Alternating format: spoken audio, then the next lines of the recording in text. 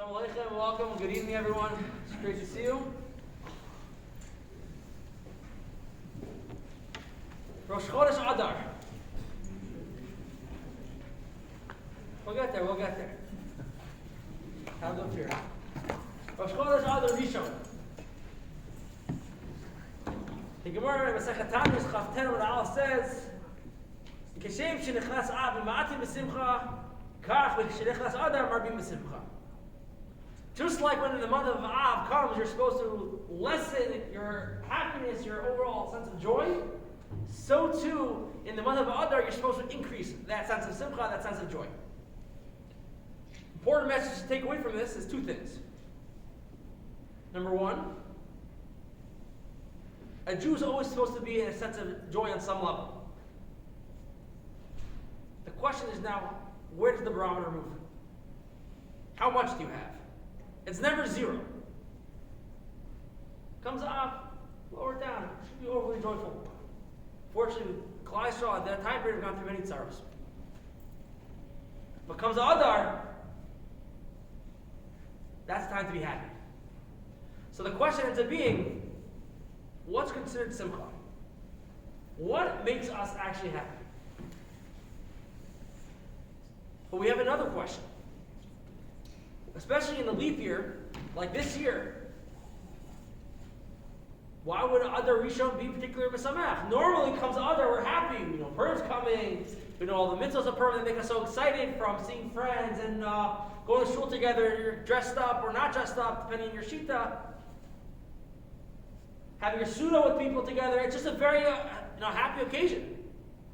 I get that. Adar, Alef, Adar Rishon. What's so exciting?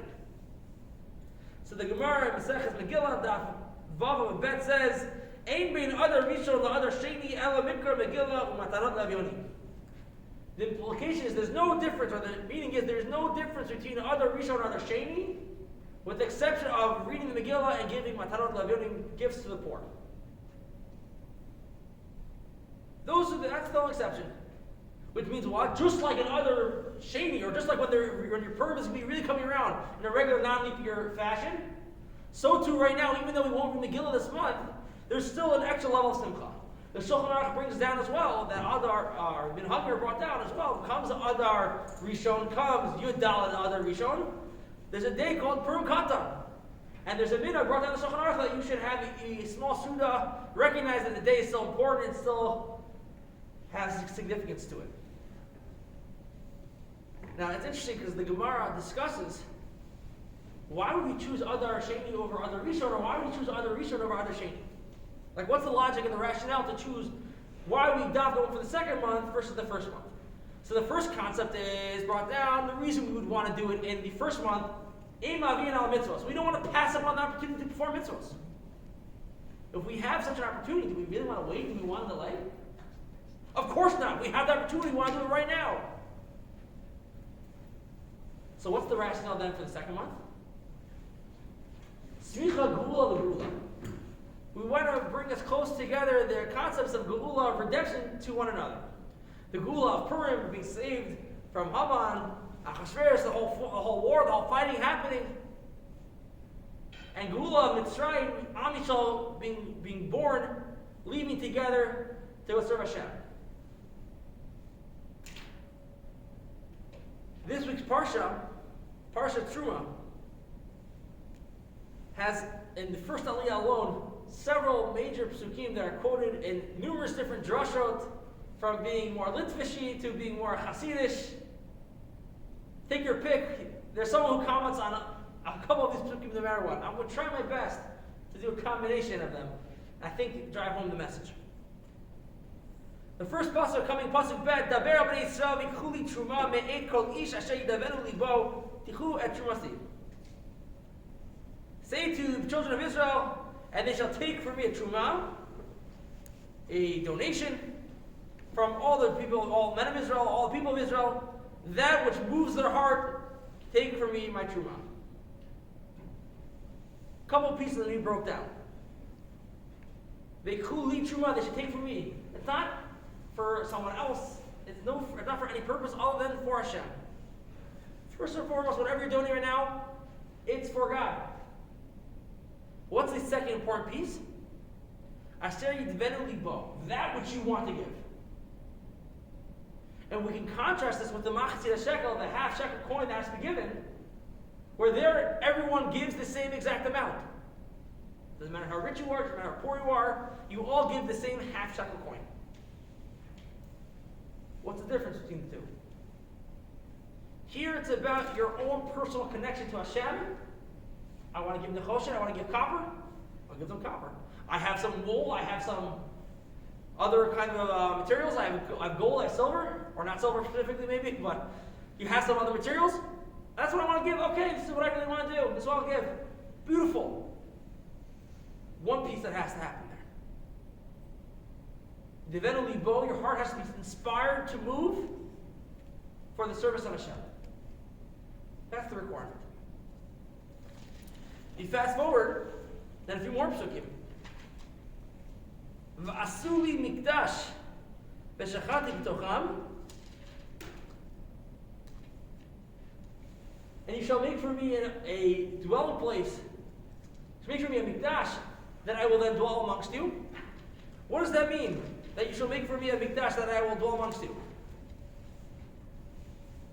That means one of two possibilities. Either a physical home, a physical reality, where then I can connect it to Klal Yisrael by having this actual Mishkan, this future Beit HaMikdash, where it will be my home, a way to welcome you in, for you to come serve me properly. And you also have the possibility of the more Hasidus interpretation. Why does it say B'tocham? It doesn't mean literally a building, it doesn't mean something physical. It's spiritual nature. Make a place inside of you and inside of each of you where I can come and dwell amongst you. Well, according to the first pasuk that we quoted, this would make a lot of sense. Asher yidvenu libo, that which moves your heart. So we're talking about matters of the heart beforehand, in terms of I'm being stirred to move. So too over here, I want to make a place where Hashem is welcome in my life, where He's welcome inside me. However, there's really one requirement for this to really happen. The pasuk says in pasuk Yud Alef, "V'tzapisa oso zahav tahor mibayit u'michutz tetzapenu v'asita la'alav zer zahav saviv."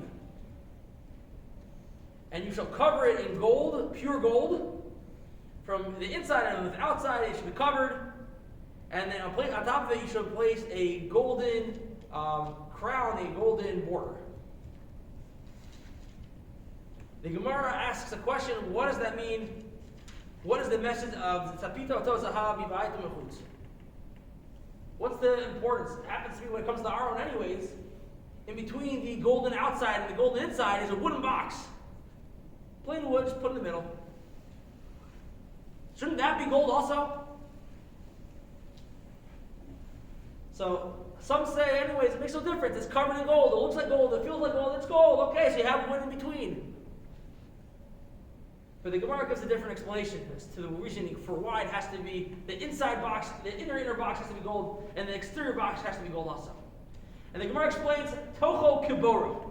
Your inside has to be like your outside.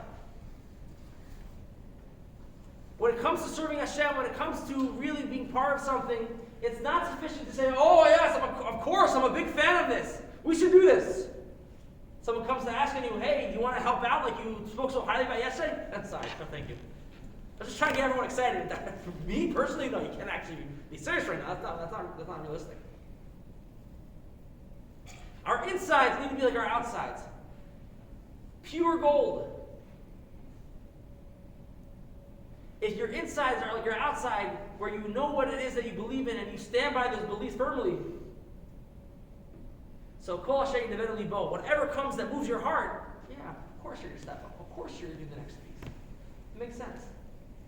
And if that's the case, v'shachati b'tocham, you will make a mikdash that I can actually dwell amongst you. Because it all fits. It all lines up properly. I think with this kind of understanding of having the golden inside, the golden outside, the toho kiboro, creating this mikdash inside of you that we're now moved to serve Hashem, we can go back to something I started talking about earlier. Mishenichas Adar Martin B'Simcha. Rav Soloveitchik brings down, after all this in Hari Kedem, it does not mean frivolity. It does not mean just being silly. That's not what it means by Simcha. True Simcha is when there's something significant, when there's meaning, when there's depth. And I think one of the deepest meanings of true Simcha we see from Purim in particular is by the Seudah. Who's at the Seudah? Anyone and everyone. You have Mishloach Manot that you're specifically giving from yourself to other people. You're including them.